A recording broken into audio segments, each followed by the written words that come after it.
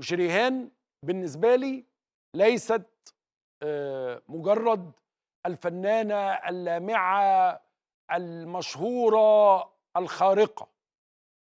وأنا شفت شريهان لأول مرة في بيتنا، كان عندها مثلا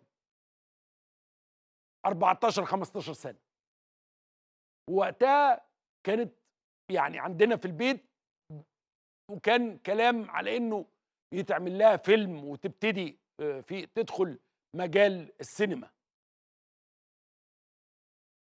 شريهان لن تتكرر، يعني في فنانين وممثلين كتير وبتاع، بس دايما هيبقى في شريهان واحدة. وشريهان هي الفنانة الوحيدة اللي ما تزهقش من الانتظار ليها، يعني تفضل لغاية دلوقتي قاعد مستني شريهان.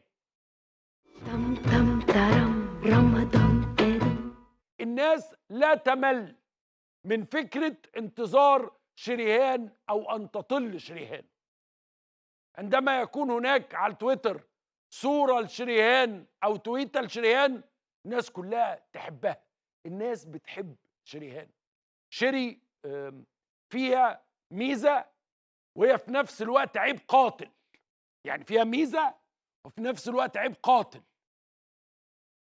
إنها بتحب تعمل الحاجة صح 1000%، يعني مش 100%، لا 1000%. يجب أن يكون العمل صحيح 1000%، يجب أن تكون استعراضاته 1000%، ملابسه 1000%، الموسيقى 1000%. ولذلك شريهان تشقى في حياتها الفنية، تشقى. اللي يعرف شريهان عن قريب يعرف قد إيه هي إنسانة طيبة، جدعة، صديقة، محترمة، أم جيدة، تاخد بالها من عيالها.